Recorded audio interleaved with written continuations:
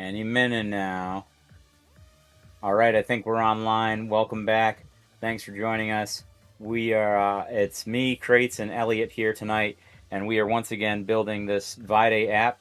I wanted to stream tonight. We don't always stream every night that we're building, but I wanted to stream tonight because we've got some really cool refactors going on here. So if you dig on clean code, it's a great time to be joining us.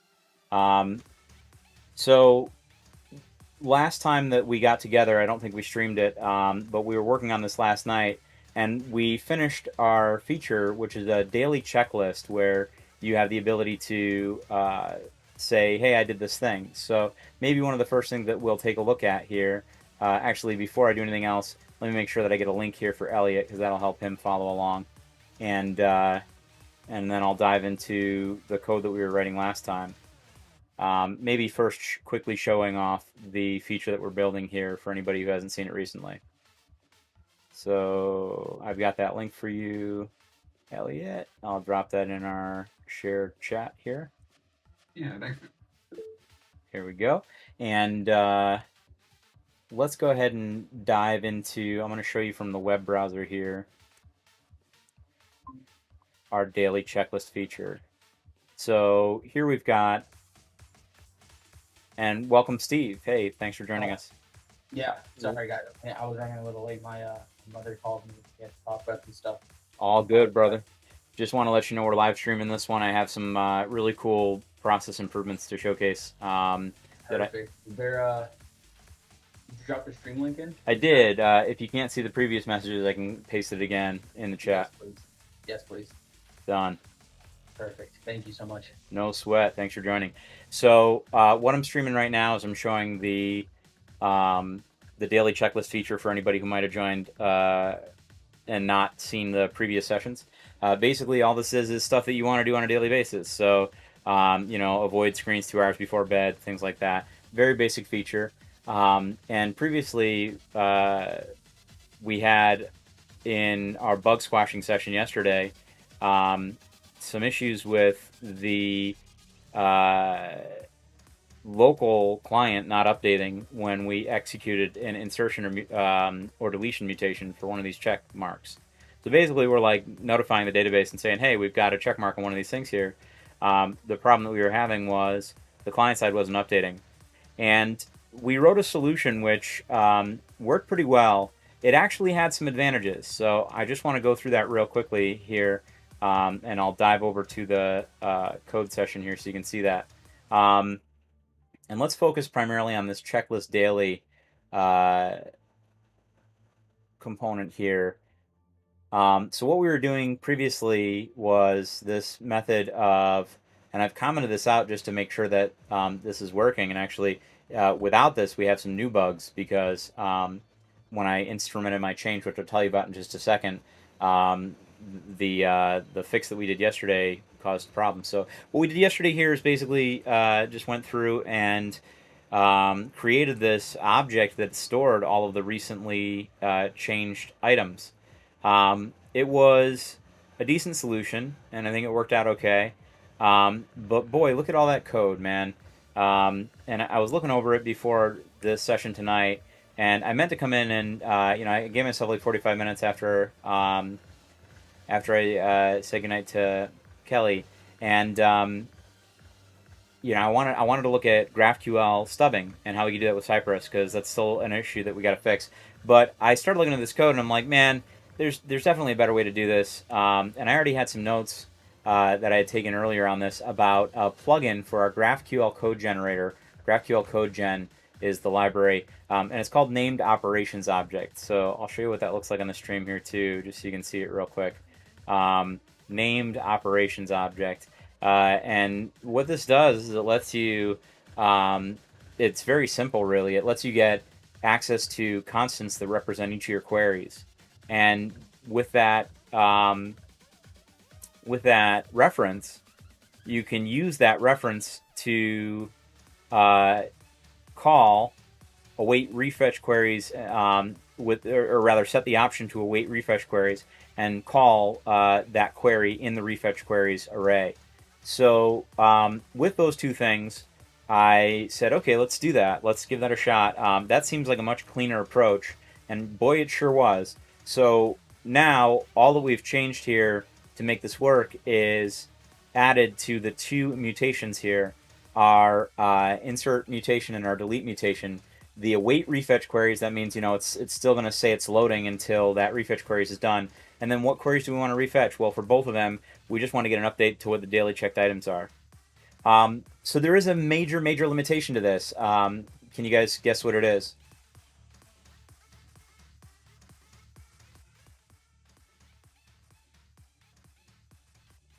Still with me? Yeah, I'm still with you. I mean, is it that it only refetches queries as soon as you check? Like, yeah, I'm not really. No worries, man. One major limitation. Yep. Like I do yesterday, like, So, how about if I have here, I pull up the GraphQL inspector, all right? A few seconds. Yeah. It's a lot of code. Yeah, so, Rob, why don't you go ahead and jump back on mute because we're getting a little bit of back chatter there. But I want to show you here on the GraphQL inspector what we see when we're doing it with these multiple checked items here. So I'm going to go ahead and check an item, and you're going to see what happens here.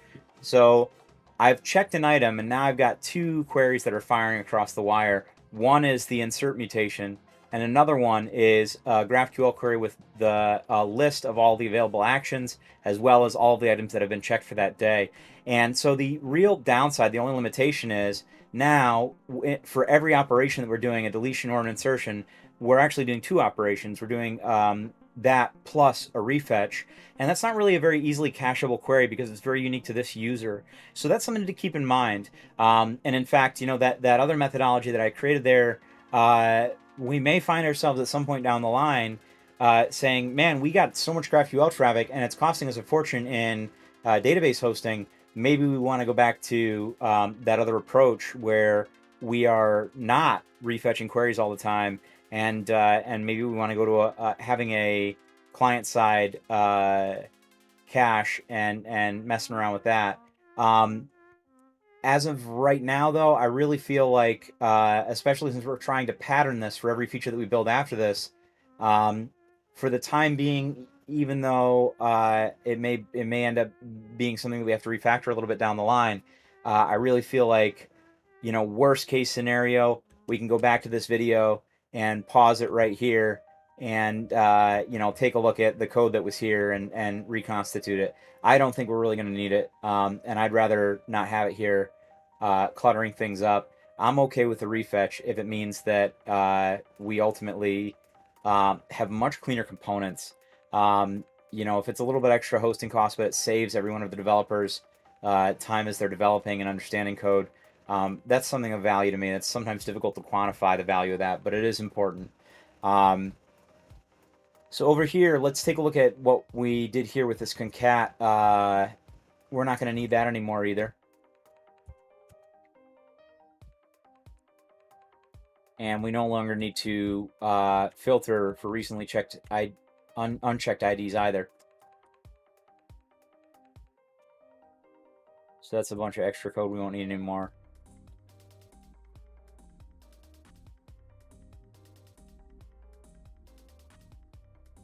Which means we don't need this anymore. The recently unchecked IDs is going away. And then probably means that we have some, like this recent set recent here. We're not going to need that anymore. We're not using that anymore either. Let's find any references to recent that might be left here. No longer a dependency of our use effect hook. We noticed that there was, yesterday, that there was a lot of re-rendering going on. I have another theory on that. So we should include as a dependency no action and no check, but we need to make sure that both of these variables are memoized with React's use memo hook. So we'll take a look at that in a second as well.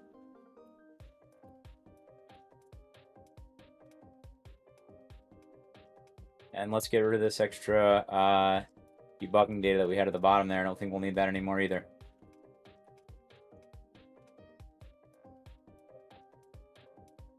That's pretty good. I think we've taken this this file size down to about half of what it was before. You know, I'm curious, so I'm going to go ahead and do a quick diff here to see where we're at.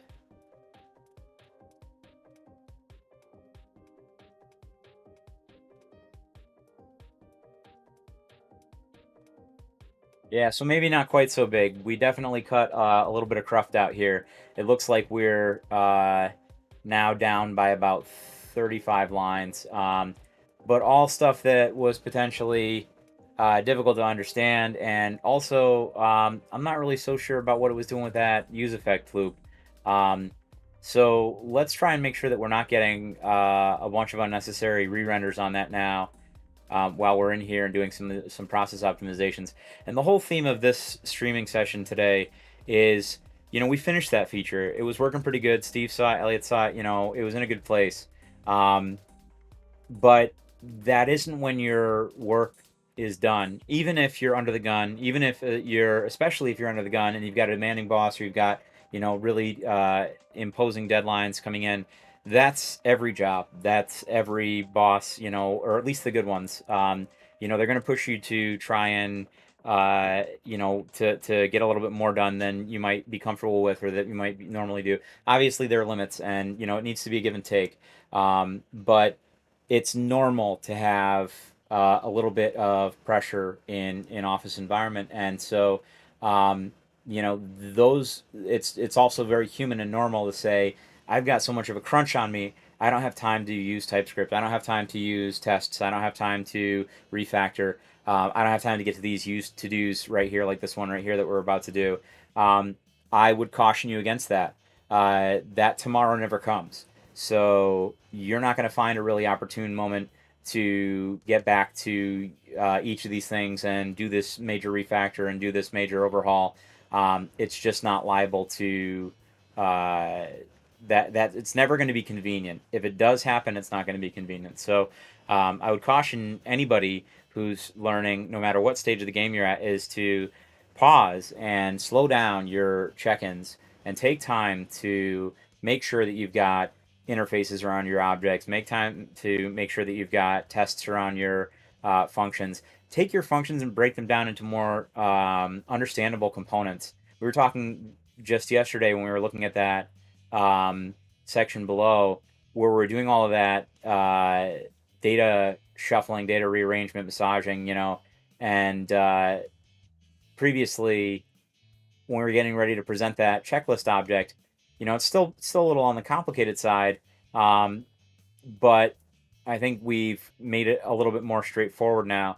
When we had all those chain functions with a bunch of chained, you know, concats and filters and stuff like that beyond what's already here, it became a lot less readable. And even if we left that approach in place, I think one of the things we would have been examining right now is how do we make that break functions down into smaller parts and name them in a way that makes them a little bit easier to understand so that it's much more clear what's going on as opposed to having these really long extended chains of methods here. I don't know if you guys can see the overlays when I'm popping stuff out for IntelliJ here, but hopefully you can see that as well. So let's take a look at use memo. It's not something that I've been using a lot, and it is something that's important. It can help us prevent in these use effect hooks unnecessary re-renders when the inputs have not changed. So I read about this on React's documentation, but I have IntelliJ to thank for recommending it as one of its suggestions. And so let's take a quick look here and see what we should be doing.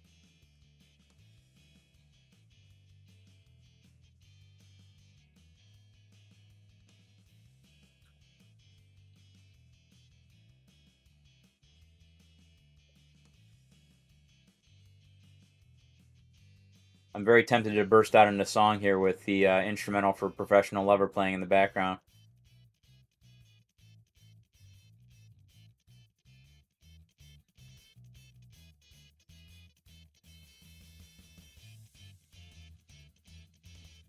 Yeah, so it looks like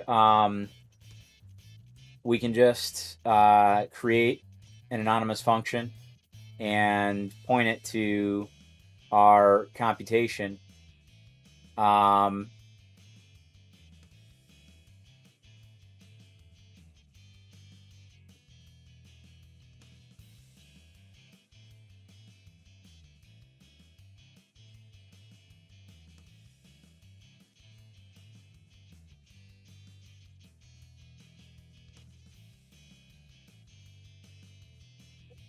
So let's see if we can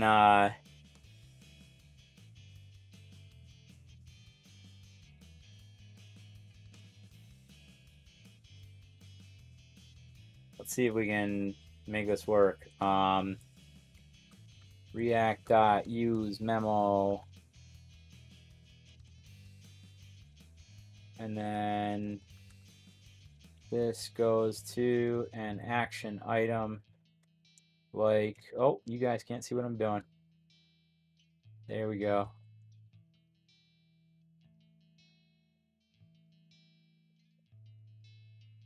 Okay, doesn't look like I got it right just yet because I'm still getting some guff from the compiler here.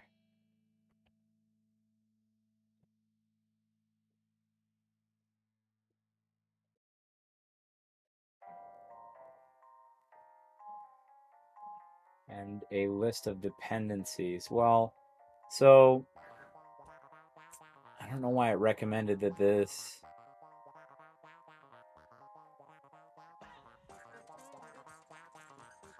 This never actually changes. It's a constant. So I don't know why IntelliJ would have recommended that in the first place.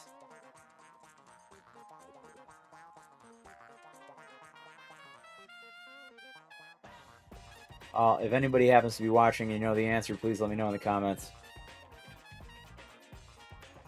As a constant, I wouldn't expect this to have any issues.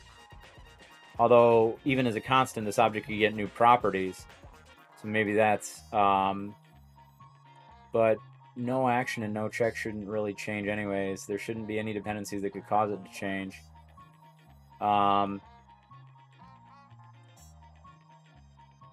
I'm not really sure. I'm not seeing that suggestion here anymore either, so maybe it will appear when I try to... No, it's looks like this is already in the dependencies here. Looks like we're missing the debounce mutations here, so let's add those.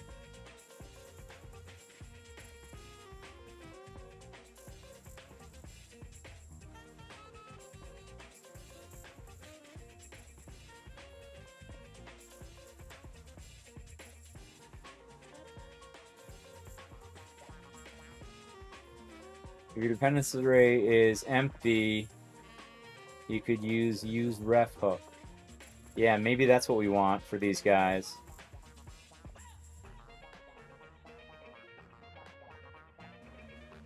Let's do that. So I think that makes sense.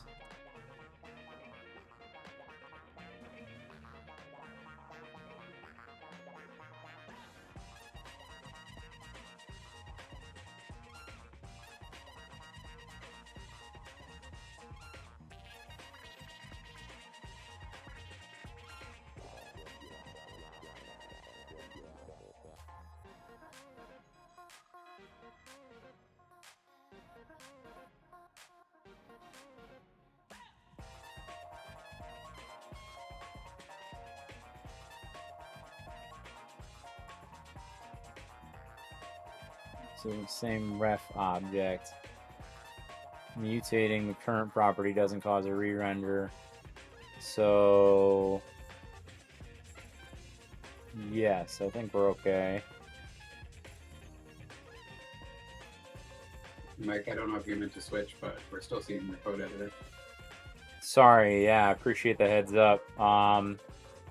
So yeah, I'm looking at the docs for useRef here, and it looks like useRef creates a mutable object whose current property is initialized to the past argument initial value. The returned object will persist for the full lifetime of the component. So it's like a box that can hold a mutable value in its current property. So useRef gives you the same ref object on every render, and does not notify you when content changes. Mutating the current property doesn't cause a re-render. So that sounds like a pretty good case to me for the use of getting these two constant objects that don't need to ever change and may cause useEffect to re-render unnecessarily. Let's do this and give it a shot.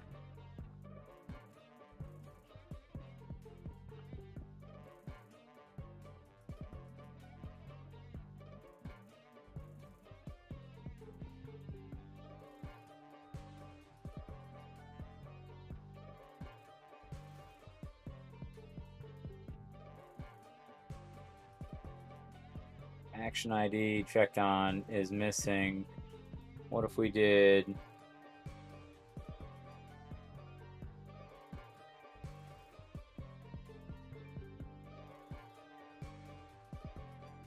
yeah, buddy, man, I'm getting good at this JavaScript crap. Did you see that one? I hope you did. So we're getting issues here with casting this object.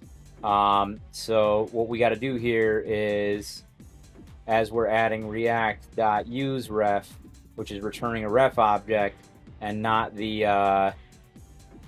action item or checked item, we got to use the as operator there, and that way we can case our object as that item as we feed it into useRef. It keeps the type checking of TypeScript while fixing our linting error there. Now down here, what is this guy whining about? Checked ID is missing in type mutable ref object. So here we probably need to dot current. There we go. And that fixed all of our other errors that were popping out a second ago. So now our useRef will make sure that if this is a dependency inside a use effect, which it is, we're not going to get re-renders expecting these immutable objects to change. What are the dependencies of this crying about? Debounce, delete mutation, and debounce insert mutation. Well, those are not likely to change either, right? So why don't we say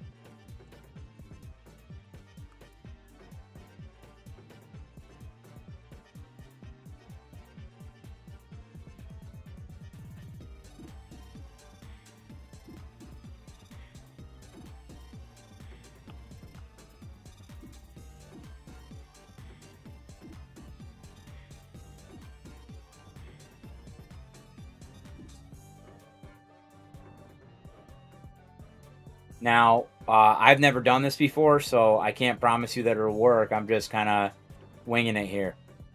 But let's see how it do.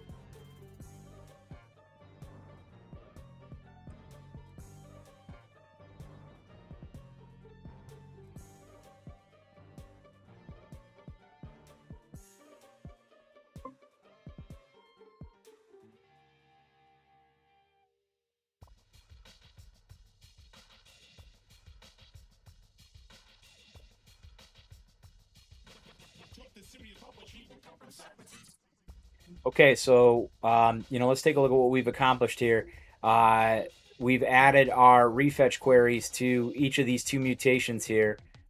We managed to remove the recents object that we were using previously, which is no longer necessary, as well as all of the stuff that we were doing in the presentation layer to account for that recently clicked items list. Now, granted, for anybody following along, it does come along with the added performance hit of re-rendering or refetching rather that query from GraphQL. So that may eat into your hosting budget when you start to try to scale.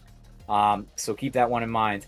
But let's go ahead and see how our feature's working, or if our feature's working, when we head back to our browser tab.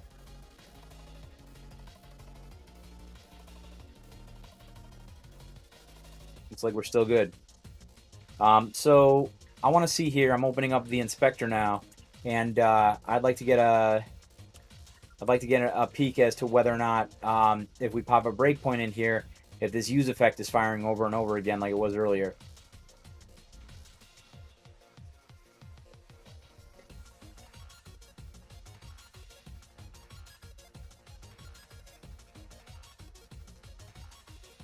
One, two, three times. So previously this was just happening over and over and over and over and over again. Now it's only happening as many times as is necessary to go through the life cycle of running this insertion the way that we've coded it with these set states, set action, and set check. And hopefully that still all kind of makes sense too.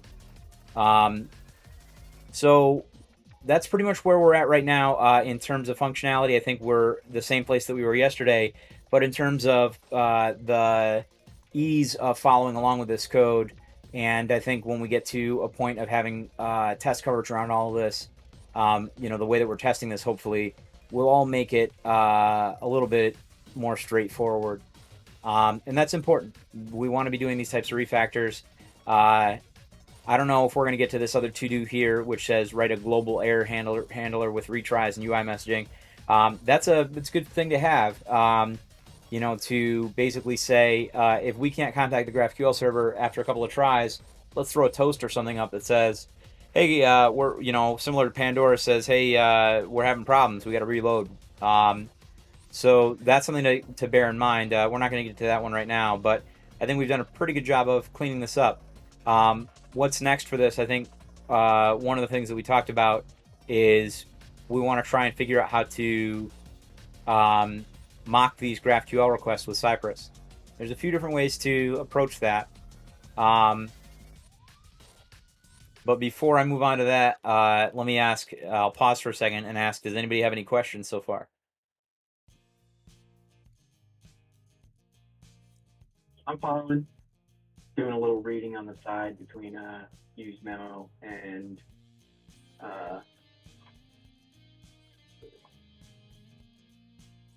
Talking about use ref. use callback. No, so it all makes sense. I think this is and I think you're right. This is much cleaner than what we had put together yesterday. It looks nicer. It reads nicer. It's understandable. You can tell exactly what it's supposed to be doing just from looking at the functions. Excellent. Yeah, I tend to agree. So next, we're going to take a quick look at how are we going to figure out how to stub out these GraphQL from the queries, which we already have access to in our named operations there. So I want to try and find a way to do this without having to do any copy pasting of our GraphQL code or do anything that's too too much work. Let's try to keep the work to a minimum on this. So what I'm really looking for is a way to stub out these responses, and I've seen a few ways of doing this. I took a bunch of notes on this, which if we can't get to a solution in the next 15 minutes, I'll dig through my notes before we get together tomorrow. But what I'm really looking for is just a dead simple way of stubbing GraphQL files that I feed in one at a time. So this is a blog post by my hero Gleb Bamutav, who's also the VP of Engineering at Cypress. I don't love the approach here though, because I feel like this is still too much work.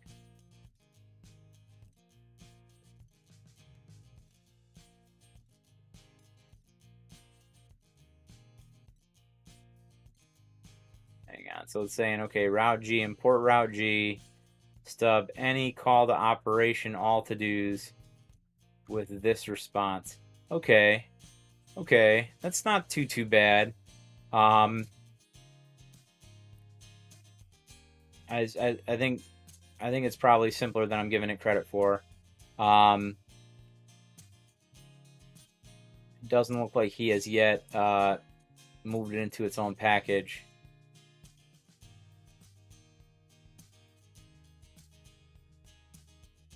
But let's go ahead and see. This is a guy who's like constantly contributing to NPM.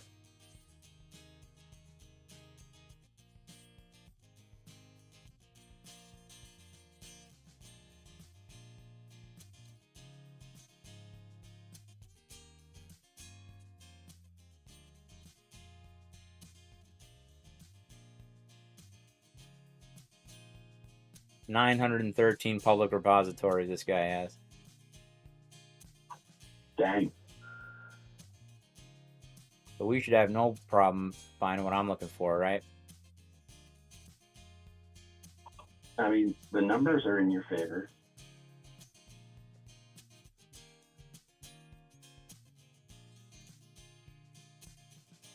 Yes, but are the odds ever in my favor?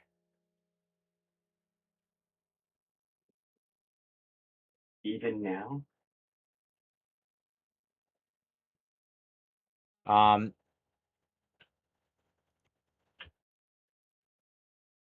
Oh, hang on, I'm getting lost here.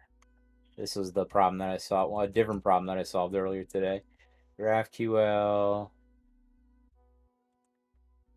Cypress, mock.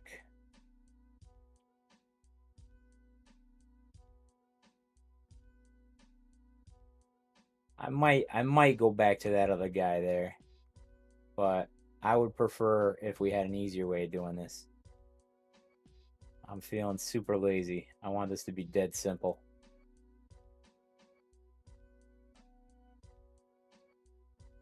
Adds mock GraphQL and mock GraphQL operations methods to the GraphQL chain.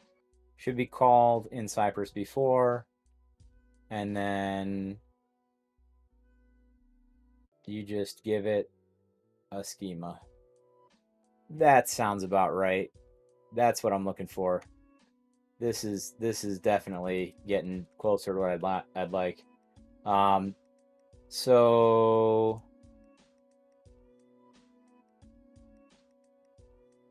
let's take a look at our Cypress. Well, first of all, we're gonna need this.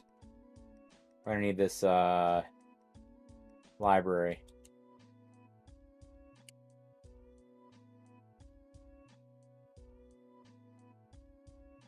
Oh ho ho! All right, we're doing it. We're doing it, Morty. We're gonna install GraphQL mocking library. It's gonna be great. Oh, jeez, Rick, are you just mocking me again? We're gonna mock the whole universe. We're gonna mock all the planets. We'll mock all the people on the planets. We're mocking everyone. Everyone's getting mocked. You all deserve it.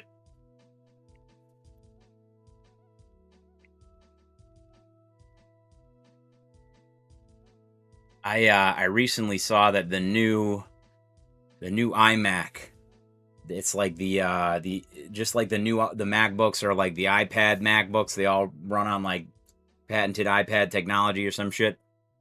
Well, they're making the iPad, the giant iPad iMacs, and it comes in red. And we've lost them, guys.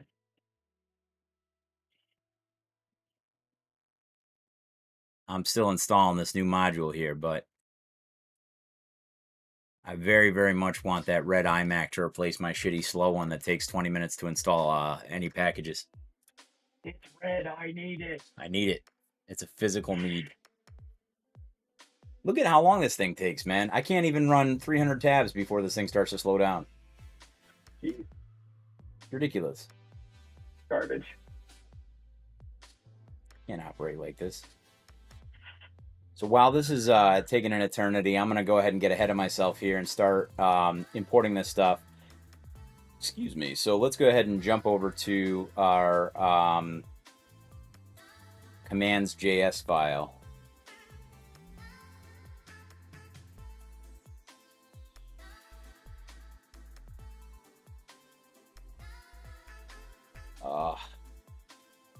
So slow.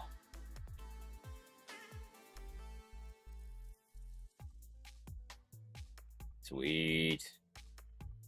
Okay, so here is where we're going to import the library.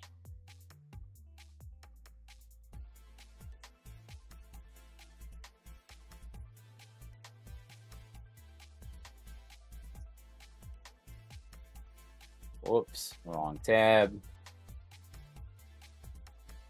And then I'm just looking here to see our code again. Looks like we're gonna need this before each, really only in the tests that are gonna rely on it. So the checklist is a good example. Why don't we go ahead and start with that one, and we'll pull in our VieDay Ionic E2E source.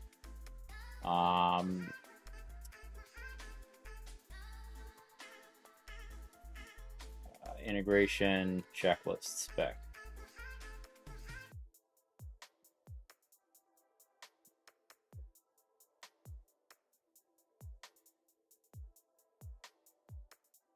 Okay, so this is not going to go up here. This has to go in our. Now it said before each here. So I'm guessing I can't just do it in this one before that I have here. But you know what? Let's tempt fate and just pretend like that's not a big deal. It's not recognizing this. Probably because it's not expecting this to be a TS in the first place. It expects it to be a JS. Now I did mess with my Cypress interface here. Because Cypress doesn't really play great with TypeScript all the time. So here we go.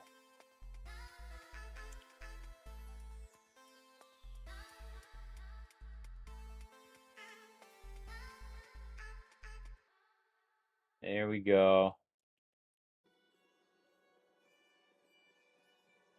And hopefully that'll cause this thing to stop whining. No value exists in scope. Okay, that's a different error. We got to fix that one. So now we got to get our schema imported from data access, I would assume, is where we're going to be grabbing it from. So we've got checklist mock here, but what about... Oh, what does it know about? We got named operations. We've got... Let's see what our options are here.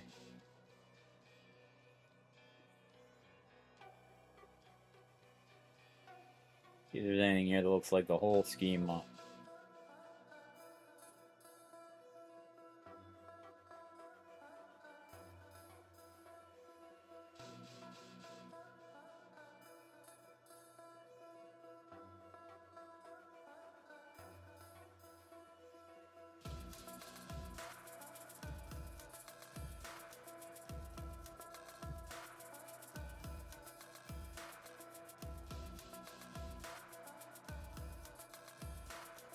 Might be able to import it from the same place that our, now that I'm thinking about it. So we got this code gen YAML over here that imports this from the schema file in source lib. So let me see if that's current, and if so, then why don't we just import it from there? Well, we might have a syntax concern there because I see that these guys are using fs file, read file sync, from a GraphQL file here. I don't know if that's necessarily something we should be doing, but we can certainly give it a shot.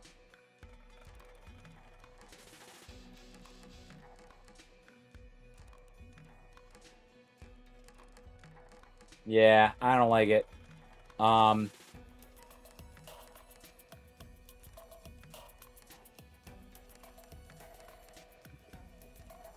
So taking a look inside of generated, here's that schema file.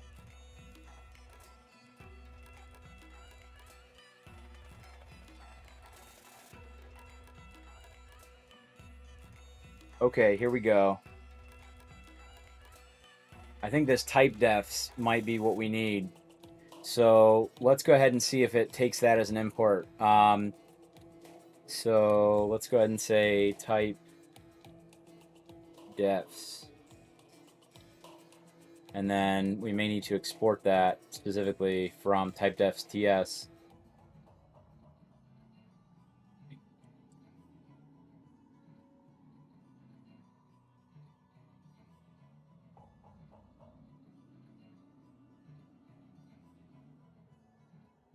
There we go.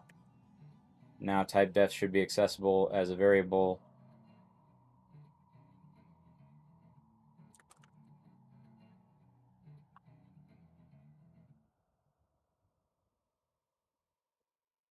Doesn't like it.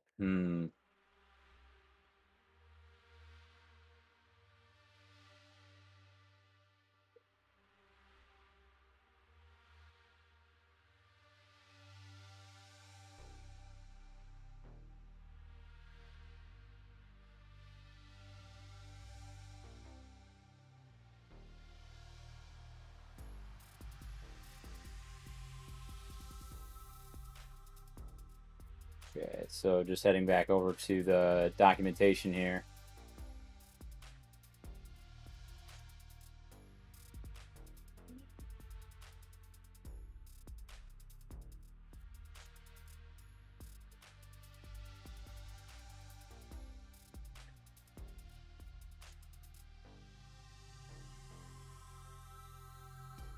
So what it really wants is something like this.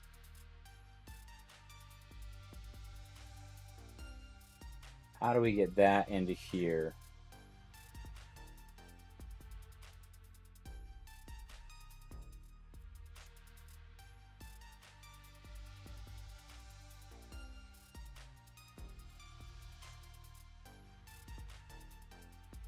So that's going to be something that I'm going to have to maybe circle back on. I'll figure out how to get that schema imported here. I didn't want to use the relative file structure import because that seemed a little unclean to me, but I'll go ahead and take a look into that and circle back, and that's where we'll pick it up tomorrow. Thanks for jumping on, guys. I appreciate it, and I'm glad we were able to go over some of these cleanups. It's been cool watching this come together. I like the refactor and your note on that tomorrow will never come, so get it done while you can. Really important, yeah. Yeah, I'm excited to get into these tests, dude. Yeah, and if you recall, we've got some great tests around everything on the checklist already. We built all of that before we even got to this stage. So now we just got to get our mocks working correctly, and all those tests should be passing again. Maybe with a little bit of massaging, but then we'll be in a good place. Amen. I'm about it. All right, fellas. Well, until next time, have a great night. Thanks for joining. Good night, gentlemen. Yeah, man. Thanks for doing the thing. I'll catch you. Always a pleasure. Great job.